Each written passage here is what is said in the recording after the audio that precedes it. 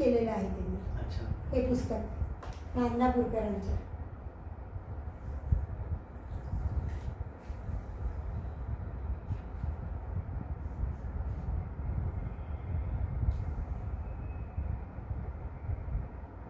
त्यांचेच विद्यार्थी व्यंकटेश देशपांडे यांनी हे मुखपृष्ठ बनवलेले आहे. तुमच्याविषयी पण अधिक आम्हाला जाणून घ्यायला आवडेल, कारण एका श्रेष्ठ कला महर्षीच्या सानिध्यामध्ये आपण आहात. अगदी म्हणजे तुमचा जन्मच त्यांच्या घरी झाला, तुमचे ते वडील होते, आणि मग तुमच्यातील सुद्धा एक कलावंत साहित्यिक शिक्षक प्राध्यापक हा घडत गेलेला आहे. एक थोडक्यात तुमचा जीवन प्रवास पण या निमित्तानं सर्वांना सांगत असताना माझं काहीतरी सांगावं एवढी मी मोठी नक्कीच नाहीये, पण आपला आग्रह म्हणून मला सांगावं लागेल. माझ्या जडणघडणीत माझ्या आई वडिलांचा अतिशय मोलाचा वाटा आहे. अगदी बालपणापासून जे स्वातंत्र्य मुलींना त्या काळात मिळत नव्हतं ते सगळं स्वातंत्र्य मला त्या काळामध्ये मिळालेलं आहे. अर्थात त्यांचा तेवढाच विश्वास आपल्या मुलांवरती होता. म्हणजे प्रतिभा निकेतन शाळेमध्ये आम्ही शिकलो तर आमचं काय म्हणता येईल को एज्युकेशन होतं, म्हणजे मुलं मुली एकत्र आम्ही शिकत होतो. त्याच्यानंतर कुठे बाबा आमटेंचा आपण उल्लेख केला तर बाबा आमटेंच्या शिबिराला आनंद बनला नरहर कुरुलकरांबरोबर आणि श्यामल पत्की बरोबर, म्हणजे आताची श्यामल पत्की त्यांची मुलगी श्यामल, आम्ही 3 जण इथनं नांदेडहून पीपल्स कॉलेजच्या माध्यमातून, तुम्ही श्यामलताई आणि नरहर कुरुलकर, आम्ही 3 जण नांदेडहून गेलो होतो पीपल्स कॉलेजमधनं. बाबा आमटेंचा प्रत्यक्ष मला सहवास लाभला आणि अशा विभूती आयुष्यामध्ये आल्या की आपल्या एक जो काय म्हणतो आपण मातीचा गोळा असतो त्याला एक घाट आकार देण्याचं काम या सगळ्या विभूतींनी केलं. आणि याचं सगळं श्रेय आई वडिलांना जातं, कारण हे वातावरण त्यांनी आम्हाला मिळवून दिलं. बाबा आमटेंच्या तिथे जेव्हा मी शिबिर अटेंड केलं सोमनाथ श्रमसंस्कार छावणी, त्याच्यावरती माझा लेख छापून आलेला आहे. 1975 ला छापून आलेला आहे माय मराठी या अंकामध्ये मुंबईच्या. तर तो कोणाच्या विनंती नाही म्हणता येणार, सांगण्यावरून यदुनाथ थत्तेजी तिथे आले होते. त्यांनी मला सुचवलं की रेखा तू, मला घरी रेखा म्हणतात, की तू शिबिरात आली होती आणि याच्यावरती लेख लिहून पाठव. पण त्यावेळी पत्रव्यवहार हा सगळा पोस्टाने असायचा. माझा लेख साधनासाठी त्यांनी मागवला होता पण तो त्यांना मिळायला विलंब झाला. त्यामुळे त्यांनी तो लेख, त्यांना तो खूप चांगला वाटला, त्यांनी तो लेख माय मराठी या त्या दर्जेदार अंकामध्ये तेव्हा छापून आलेला आहे आणि आज त्याला 50 वर्ष पूर्ण झाली. तर योगायोगाने पीपल्स कॉलेजच्याच एका विद्यार्थिनीचा लेख यावर्षी साधनामध्ये छापून आलाय श्रमसंस्कार छावणीवर, आणि तो वाचल्यानंतर मला हा लेख आठवला आणि आजही तो माझ्या संग्रही आहे. तो मी शोधून शिरसाट सरांना पाठवला पण होता वाचण्यासाठी, जे संपादक आहेत. साधनामध्ये तुमचा लेख आला नाही याचं कारण आणखी कोणतरी लेख लिहायला पाहिजे होता, तो लिहिला गेला आणि तो त्यामध्ये आला. तसे इतरांनी सुद्धा खूप लेख त्याबाबत लिहिले आहेत. म्हणजे हजारो कार्यकर्ते घडवायचं कार्य महामानव बाबा आमटे यांनी त्यावेळेस केलेलं आहे. ज्या वेगवेगळ्या सामाजिक संस्था महाराष्ट्रात, आपला ग्रंथ आता विकास आणि प्रकाश आमटे, भारती आमटेंना आपण पाठवलेला आहे. अच्छा, त्यांच्या त्यांना पाठवलेला आहे. खूप चांगली गोष्ट आहे. ठळक गुरुजनांचा उल्लेख आपण करू शकाल? मला शालेय आणि महाविद्यालयीन जीवनामधील, शालेय जीवनामध्ये आम्हाला मधुकर रायगावकर सर होते, मराठीचे साहित्यिक आहेत, अग्रगण्य असे नांदेडचे. त्यांचं नुकतंच पुस्तक त्यांचं आलेलं आहे पुरंदरांच्याबद्दल. डी.यू. देशपांडे सर होते, कंडारकर सर होते. त्यांनी आमच्यामध्ये कलेची अभिरुची अजून वाढवली. रंग पांडू कंडा असं ते स्वतःला म्हणायचे. आणि सगळ्यात माझा 8वी पर्यंत ज्यांनी मला खूप छान शिकवलं, कॉन्फिडन्स निर्माण केला, ते माझे कोटगिरे सर होते. त्यांच्याबद्दल मला फार आत्मीयता वाटते. आणि अगदी सुरुवातीला शाळा तुमची नाही, प्रतिभा प्रतिभानिकेतन हायस्कूल अगदी पहिलीपासून 10वी पर्यंत मी त्याच शाळेमध्ये होते. माझा जन्मच नांदेडचा आहे आणि बदलायचा प्रश्न होता आणि वडिलांची नोकरी नव्हती, त्यामुळे मी तिथेच पूर्ण शिक्षण माझं एक ऐतिहासिक संदर्भ असलेलं, स्वातंत्र्यमूल्य जपणारं राष्ट्रीय शाळेसारख्या संस्थेमधनं माझं शिक्षण झालं आणि त्यामधनं घडवलं गेलं. वडीलही त्या संस्थेमध्ये कार्य करत होते. तिथे अनेक प्रदर्शनं ते भरवत असत. एका कार्यक्रमामध्ये अशी शेवंतीच्या फुलांचे हार पाहुण्यांना दिले गेले होते आणि तेव्हा मला वाटतं काहीतरी भारत आणि बांगलादेश युद्ध किंवा काहीतरी होतं, स्वातंत्र्य भारत पाकिस्तान असेल काय. तर मी काय केलं की त्या सगळ्या हारांचे फुलं काढले. जे काय प्रमुख पाहुणे ते हार सोडून गेले स्टेजवर, ती फुलं काढली, त्याचे गजरे बनवले आणि शाळेमध्ये विद्यार्थिनींना विकले आणि त्याचा पूरग्रस्तांसाठी किंवा युद्धामध्ये जे समर्पित झाले ज्यांचं जीवन, अशा लोकांसाठी ते पैसे पाठवले. म्हणजे हे जे सामाजिक भान निर्माण केलं, साहित्यिक जाणीवा निर्माण केल्या.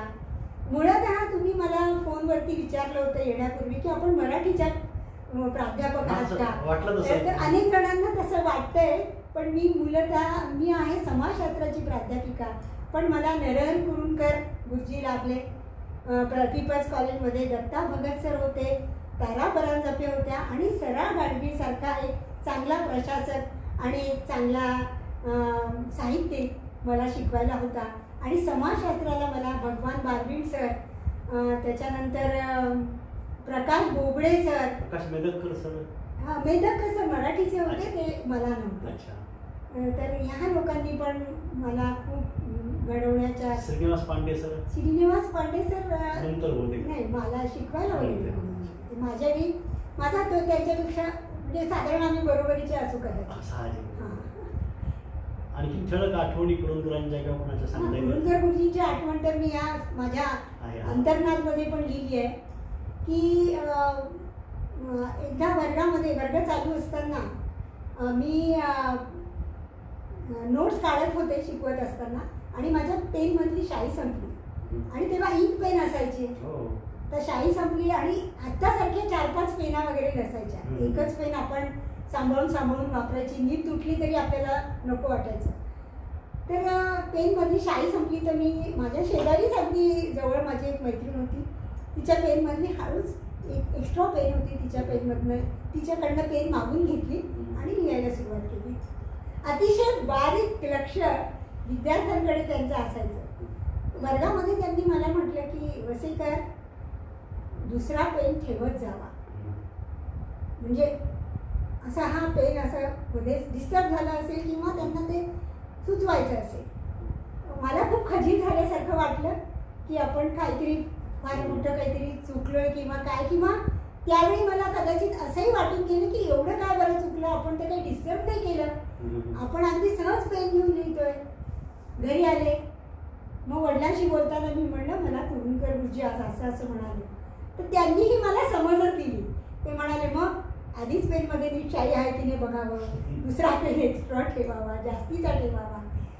तर हे जे असे संस्कार झाले, त्यामुळे जेव्हा माझं लोकसेवा आयोगामार्फत निवड झाली समाजशास्त्राची प्राध्यापिका म्हणून आणि मला पहिली पोस्टिंग, मी इथे लोकल टेम्पररी म्हणून शासकीय ज्ञानविज्ञान महाविद्यालयात 83 to 84 सर्व्हिस केली आणि मला 86 पासनं मी शासकीय सेवेमध्ये रुजू झाले आणि माझी पहिली पोस्टिंग मुंबईला एल्फिस्टन कॉलेजमध्ये झाली. आता एकदम मुंबईला जाऊन शिकवायचं आणि तेही एल्फिस्टन कॉलेजसारख्या ऐतिहासिक परंपरा असलेल्या शासकीय महाविद्यालयात शिकवायचं, हे माझ्यासाठी फार मोठं आव्हान होतं. आणि समाजशास्त्र शिकवताना मराठीमध्ये काही आणि विशेष म्हणजे तुम्ही हा जो मुद्दा कळीचा मुद्दा आहे मुंबईमध्ये, आणि माझं सगळं शिक्षण मराठीमध्ये झालेलं होतं.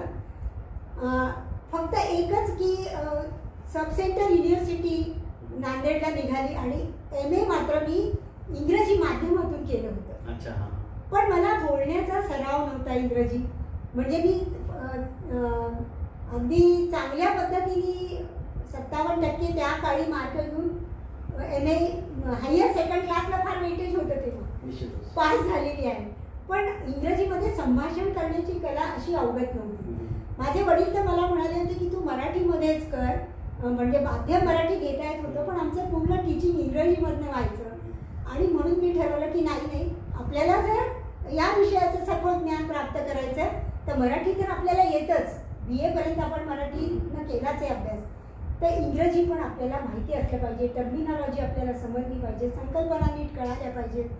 म्हणून मी इंग्रजी माध्यम घेतलं. त्याचा फायदा एल्फिन्स्टन कॉलेजमध्ये शिकवताना मला खूपच झाला, कारण आपण आत्ता म्हटलं तसं तिथे मराठी माध्यमच नव्हतं. आणि माझ्या मनातही कधी मला वाटलं नव्हतं की मी मुंबईसारख्या ठिकाणी प्राध्यापक होईल आणि मला इंग्रजी माध्यमातून शिकवावं लागेल.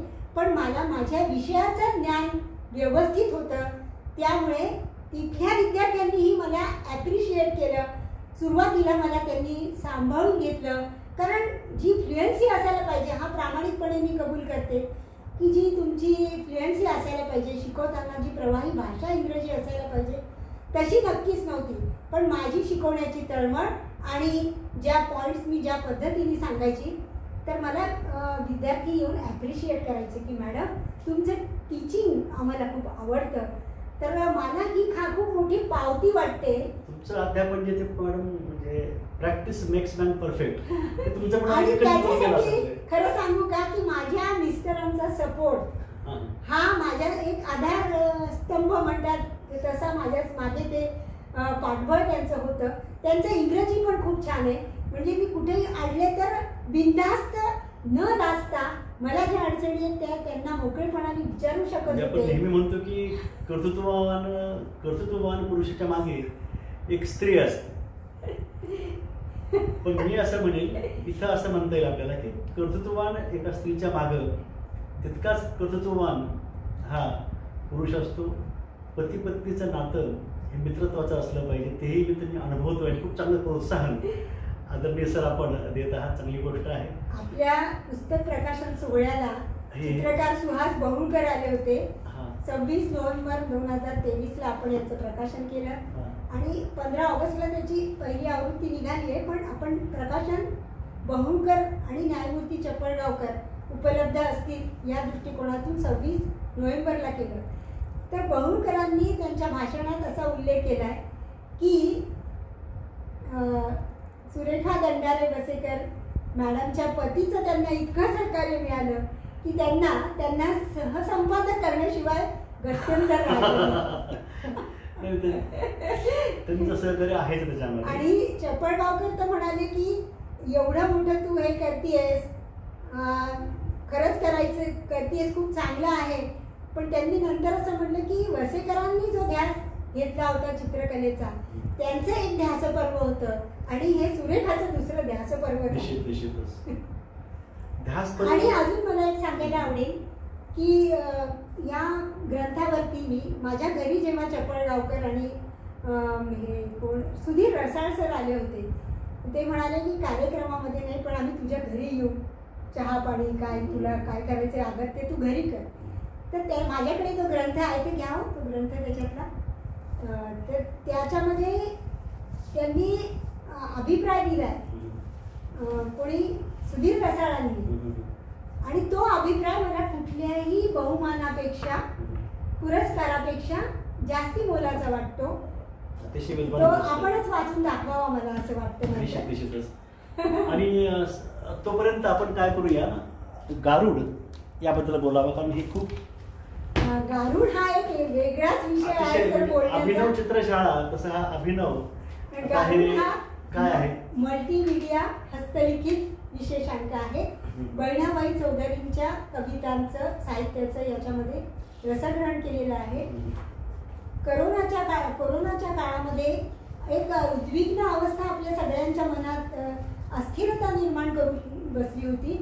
त्याच्यावरती तोडगा म्हणून मी हा एक प्रयोग करून बघण्याचा प्रयत्न केला आणि ही शक्ती बहिणाबाईंसारख्या कुठल्या तरी अद्भुत शक्तीकडनंच मला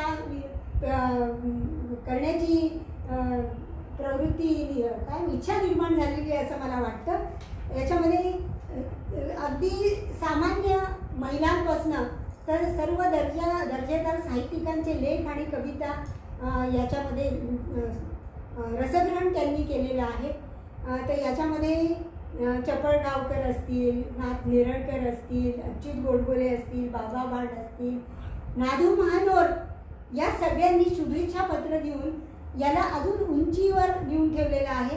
याचं कारण या लोकांचं, रारंग बोराडे या लोकांचं हस्तलिखित आपल्याजवळ या रूपाने, सुभाष वसेकरांचं पण आपण हस्ताक्षर, त्यांचं तर फार सुंदर मोठ्यासारखं हस्ताक्षर होतं, याच्यामध्ये आपण जतन केलेलं आहे. हा एक वेगळाच विषय आहे, याच्यावर पूर्ण वेगळाच हे आपल्याला. ही प्रत जी आहे, ही प्रत हे रंगीत नाहीये, पण तुम्ही प्रत्यक्ष हे बघू शकाल. आम्ही कुठं पाहिजे ती ही वेबसाईटवर पण आहे आणि ही ऑनलाईन अंक आहे. व्हॉट्सअपवरही आपण मागितलं तर पाठवू शकतो. याला वृषाली किनाळकरांची अतिशय सुंदर प्रस्तावना लाभलेली आहे आणि 80च्या वर लेख याच्यामध्ये परदेशातनं सुद्धा लोकांनी लेख याच्यात पाठवलेले आहेत. याच्यामध्ये कॅलिग्राफी आहे, चित्र आहे, पेंटिंग्स आहेत, ऑडिओ व्हिडिओ, असं काय नाही आहे याच्यामध्ये. असा एक आगळा वेगळा प्रयोग आम्ही हा केला आहे आणि पहिलं संपादन कोरोनाच्या काळात याचंच केलेलं आहे. 27 डिसेंबर 2020ला आपण याचं ऑनलाईन प्रकाशन केलेलं आहे आणि 3 तास याचा प्रकाशन सोहळा आपण साजरा केलेला आहे आणि त्याला भरभरून दाद मिळालेली आहे. वेबसाईटचं नाव काही सांगाल का? ज्ञानसागर वेबसाईटवरती हा अंक उपलब्ध आहे. अच्छा. आता याच्यासाठी आपल्याला वेगळाच वेळ काढावा लागेल. आणि हा अंक मी लोकार्पण केलेला आहे आणि एक ग्रंथपालांचा मला फोन आला की हा अंक आम्ही याच्यातला काही वापर करू शकतो का. सातारा जिल्ह्यामधील पाटण गावचे ते प्राध्यापक आहेत अनिल पाटील म्हणून. तर त्यांना मी म्हटलं मी हा लोकार्पण केला, आपण याचा चांगला कसाही उपयोग करू शकता. ते खूप खुश झाले. त्यांनी याचा ब्लॉग तयार केलाय. 1 लाख लोकांच्या वरती लोकांनी व्ह्यूज त्याच्यावर आलेले आहेत.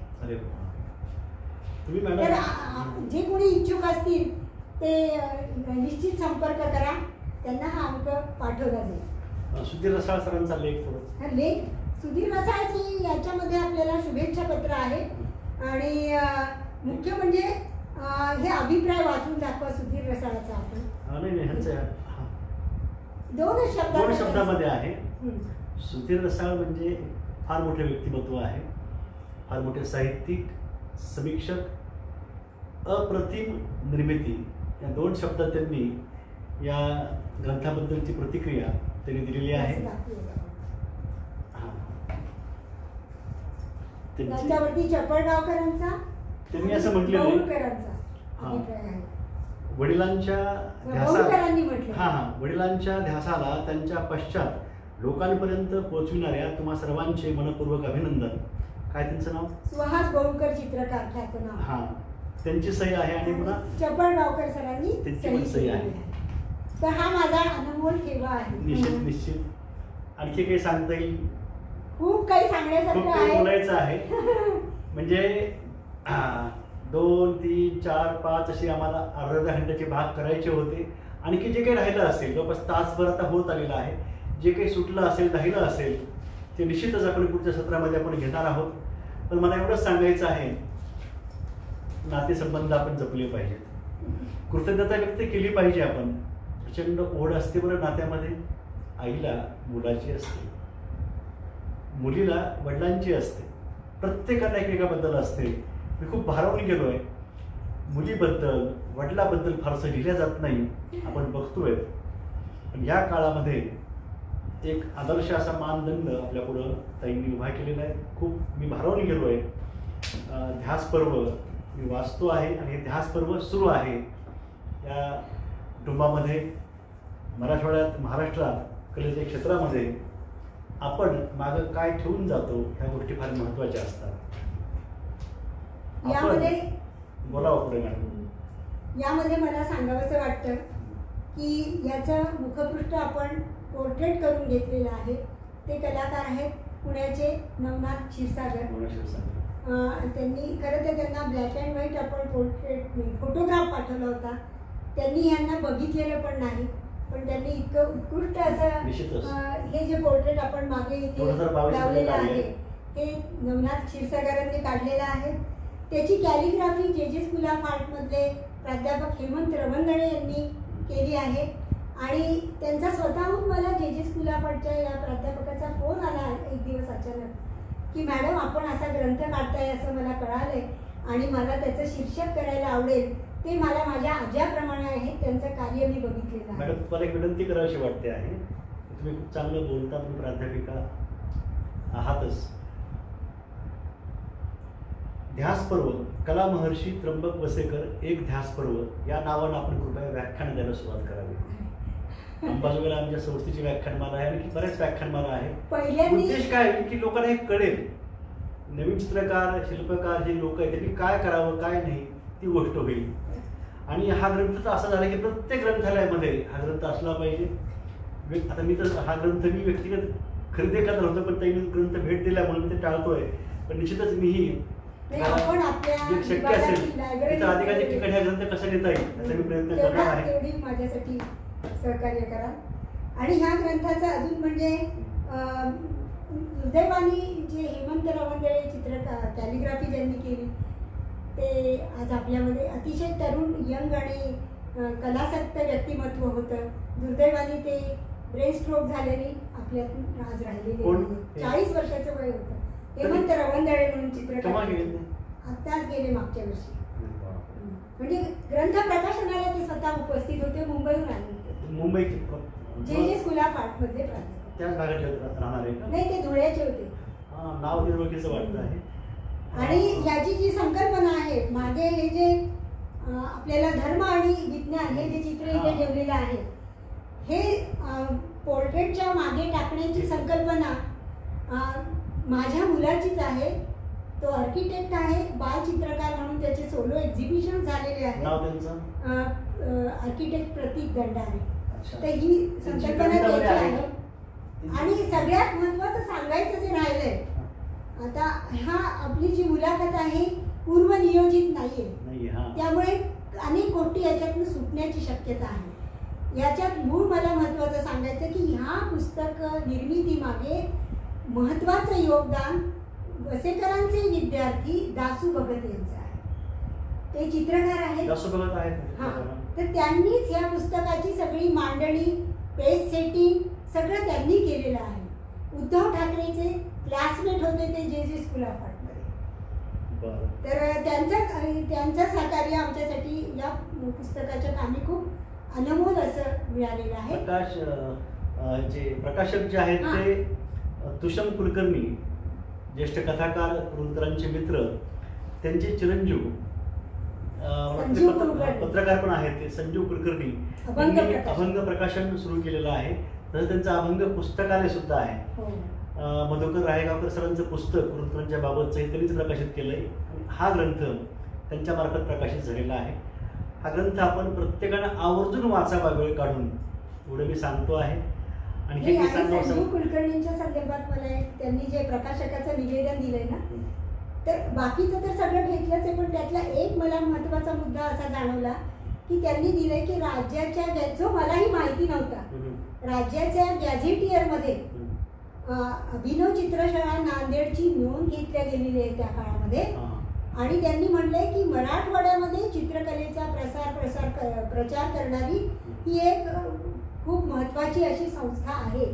तर हा उल्लेख मला त्या गॅझेटियरमधनं आहे हे त्यांच्या लिखाणातूनच कळालं. म्हणजे आमचे पत्रकार बहुश्रुत आहेत, त्यांच्या कुठे कुठे, आणि त्यांनी या संस्थेसाठी बऱ्यापैकी कार्य केलेलं आहे. जेव्हा हा ग्रंथ प्रकाशन करायचं ठरलं तेव्हा मला तो संभाजीनगरमध्ये करणं संयुक्तिक वाटत होता, म्हणून मी असं ठरवलं होतं की इथेच करावा. पण नांदेडला मी गेले होते, भावाला मी स्क्रिप्ट दाखवायला गेले होते या सुभाष वसेकरांना. तेव्हा ते आम्हाला भेटण्यासाठी घरी आले भाग्यनगरला, आणि मग ते स्क्रिप्ट मी त्यांनाही दाखवलं. आणि त्यांना मी म्हटलं की मला हे आता औरंगाबादला मी प्रकाशित करायचा विचार चालले, पण त्यांना हे खूप आवडलं काम, हे मला जाणवलं. म्हणून मी त्यांना नुसतं चाचपडून बघितलं की आपल्याकडे नांदेडला करता येईल का. त्यांनी इतकं तत्काळ हो म्हणलं की त्यांची अंतःप्रेरणा त्याच्यातून लक्षात आली. आणि मग मी दुसऱ्या कुठल्याही प्रकाशकाचा विचार केला नाही. मी म्हटलं जर आपल्याला नांदेडमधनंच प्रकाशक मिळतोय, नांदेडच्या भूमीमधनंच हा चित्रकार निर्माण झालाय, तर याच्यासारखा चांगला योग नाही.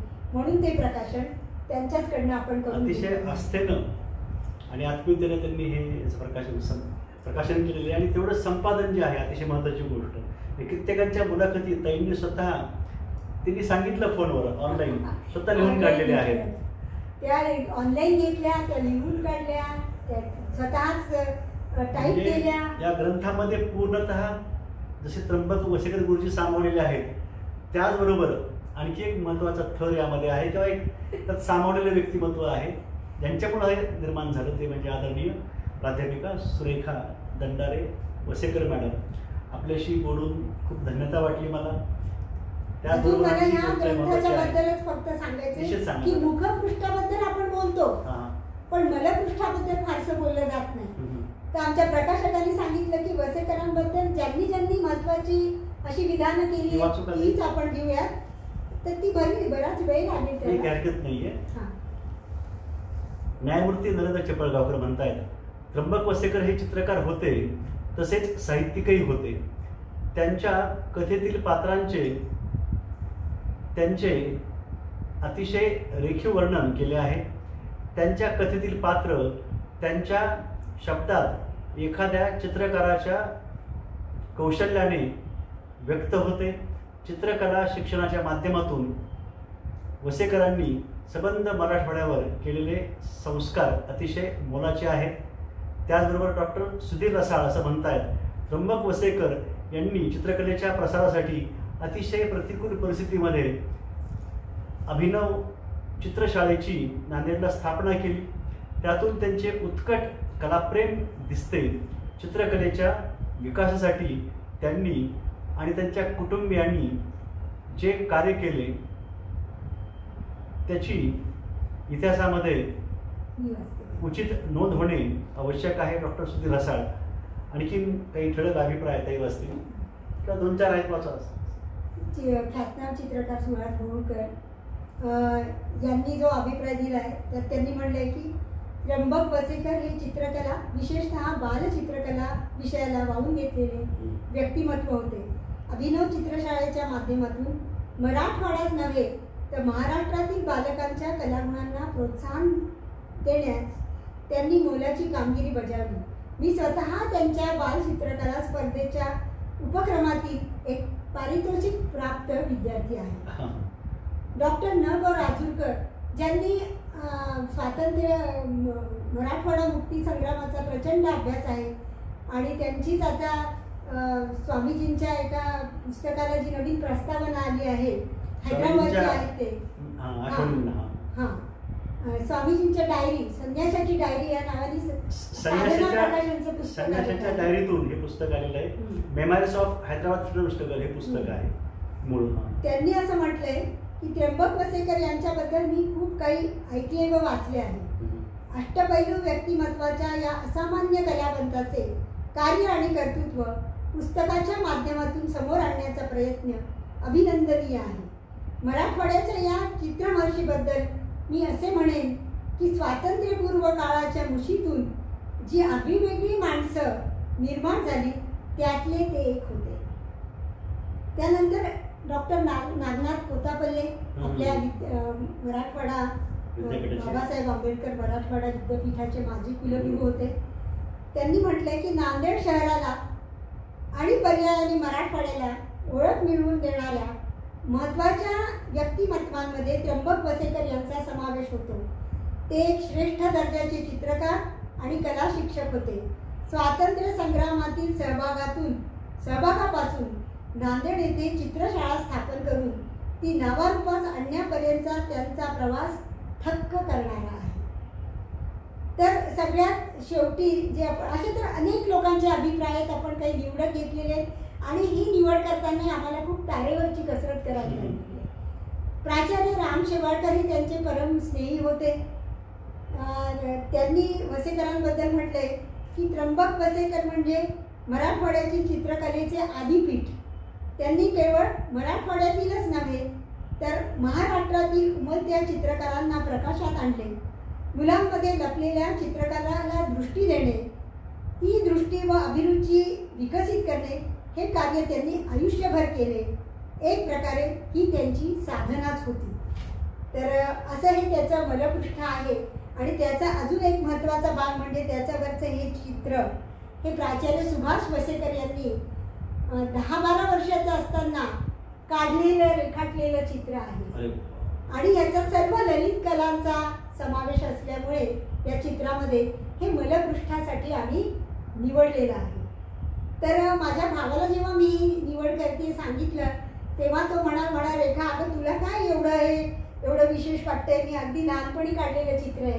पण खरंच मला सुद्धा विश्वास बसत नाही की 10-12 वर्षाच्या मुलाने एवढं सुंदर हे चित्र काढले.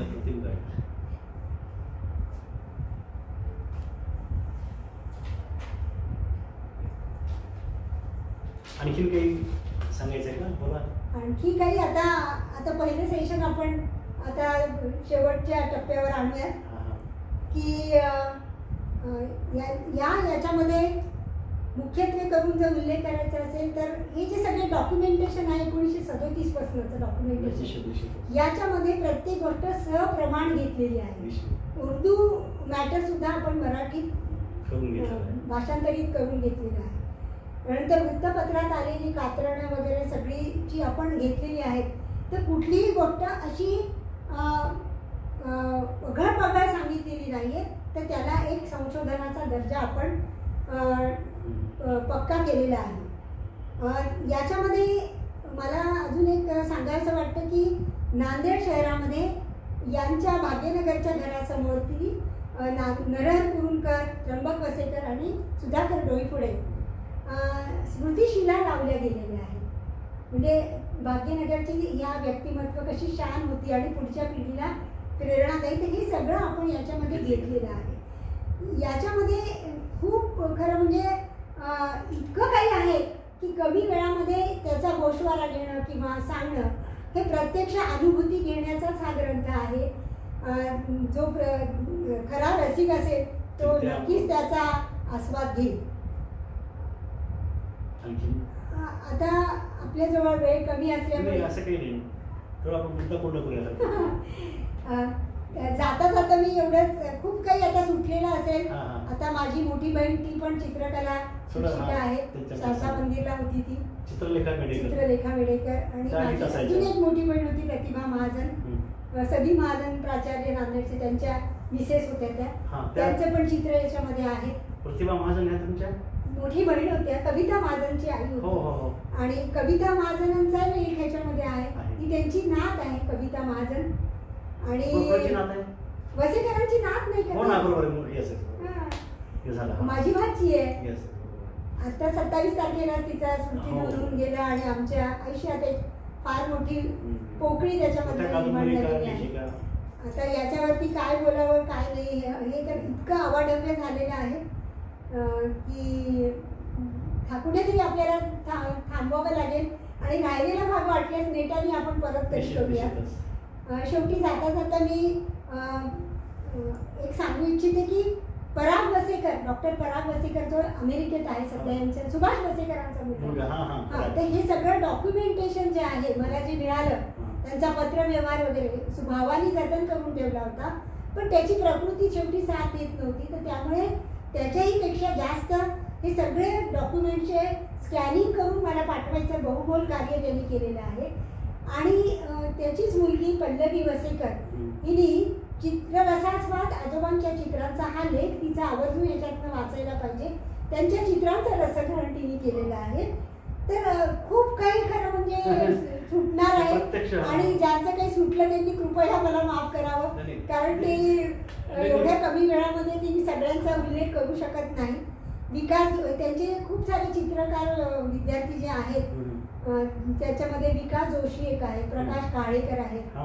आणि यांना जी मदत केली संस्था उभारणीमध्ये पुढच्या कामामध्ये शिक्षकांची, चित्रकला शिक्षकांची यांनी फळी निर्माण केली. तर त्याच्यामध्ये जनार्दन महाराज काळेकर, हनुमंत कंधारकर, गोविंद मामनाथ पाठक, ईश्वर वाघमारे या सगळ्या सोपू कुलकर्णी या सगळ्यांचा त्यांचा भक्कम पाठिंबा होता. माझ्या दोन्ही बहिणींनी याच्यामध्ये काम केलेलं अभिनव चित्रशाळेत. मी एकटीच अशी आहे की मी डायरेक्ट चित्रकलेशी संबंधित नाही आहे, मात्र मी याच्यावरती ग्रंथ काढला. तर त्यांचे जे विद्यार्थी आहेत विकास जोशी नागपूरला स्कूल ऑफ आर्टमध्ये आहेत ते सध्या, ते म्हणाले की एक वेळ तुझ्या चित्रकला क्षेत्रातल्या भावंडांनी हा ग्रंथ काढला असता तर मला विशेष वाटलं नसतं, पण तू प्रत्यक्ष त्या क्षेत्रात नसताना तू हे काम केलंयस त्याचं पण त्यांना विशेष वाटलं. बरेच ग्रंथ संपादित केले तसं वाटावं असं ते आहे.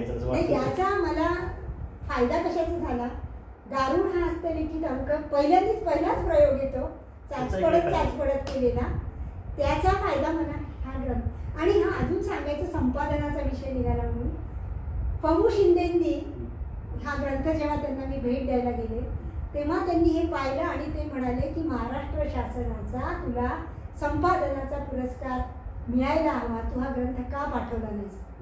मी हा त्याच्यासाठी पाठवलाच नव्हता ग्रंथ, मला त्याचं एवढं महत्त्व वाटलं नाही, कारण कुठल्या पुरस्कारासाठी किंवा ग्रंथ याच्यासाठी आपण हे काम केलंच नाही. लोकांपर्यंत हे लोकोत्तर कार्य वडिलांचं पोचावं, अशा वडिलांचंच म्हणून नव्हे, नांदेड शहरामध्ये अशी मांदियाळी आहे की सगळ्यांचंच कार्य मोठं आहे.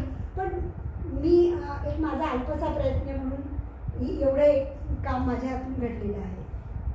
अजूनही खूप काही सुटलेलं असू शकतं, पण तरी थोडंसं आता आपण शेवटाला येऊ.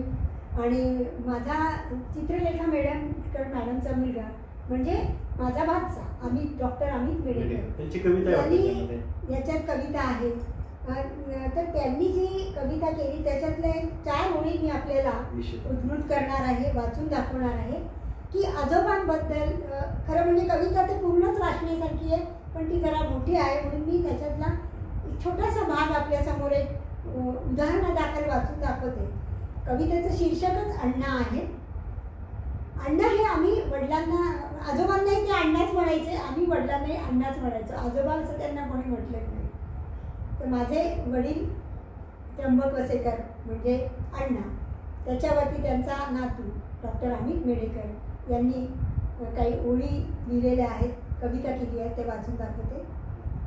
अण्णा, तुम्ही एक उदात्त हेतू जगण्याचा, अण्णा तुम्ही एक उदात्त हेतू जगण्याचा, तुम्ही एक शिक्षण जीवनाचं, तुम्ही एक ध्येय तत्वांचे, तुम्ही एक आरसा सौंदर्याचा, तुम्ही एक मोरपीस मांगल्याचे, तुम्ही एक प्रतीक त्यागाचे.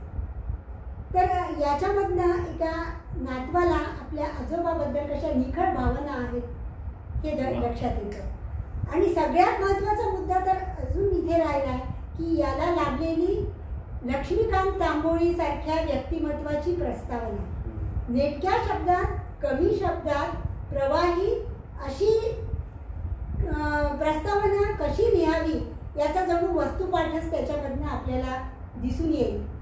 त्यांनी तर म्हणलंय चित्रकलेचा आरंभबिंदू, मराठवाड्यातील चित्रकलेचा आरंभबिंदू त्र्यंबक वसेकर आहेत.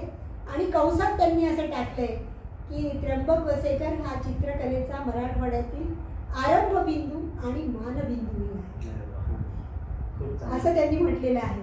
तर त्यांच्याबद्दल काही आपण इतका सहज आपण स्वाभाविक ही चर्चा करतोय की महत्त्वाच्या गोष्टी पण याच्यातनं सुटण्याचं मला थोडं भय वाटतंय, पण मला समजून घ्यावं माझ्याकडनं काही सुटलं असेल तर.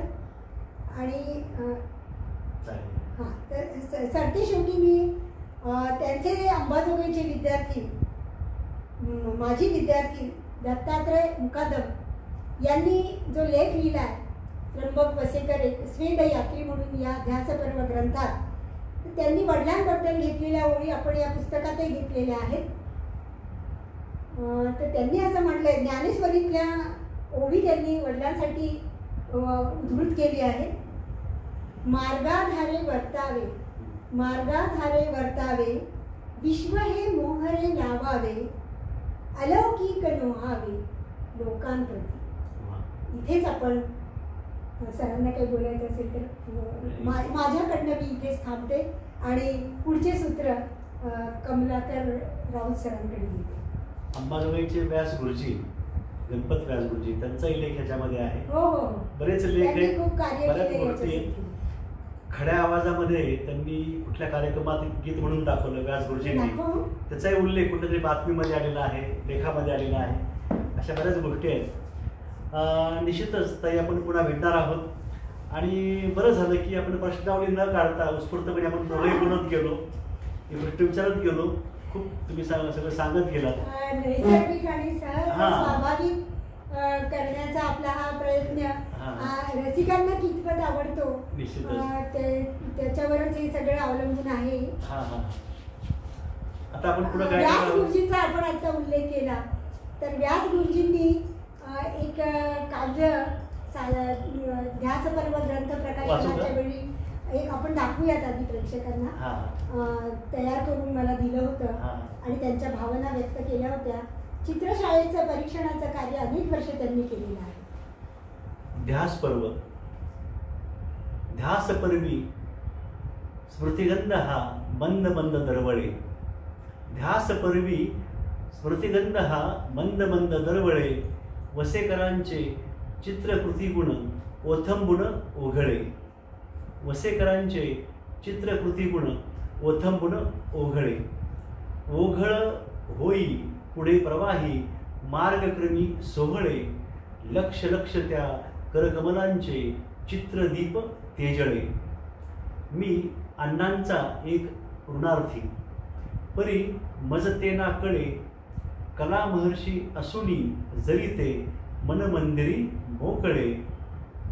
पुष्पांकित या चित्रा रेखा शरदाचे चांदणे. सुभाष्यवदनी सावलीचे स्थानमणी आगळे. सुभाष्यवदनी सावलीचे स्थानमणी आगळे. ध्यास पर्व. नमस्कार मॅडम. नमस्कार. नमस्कार. धन्यवाद. धन्यवाद.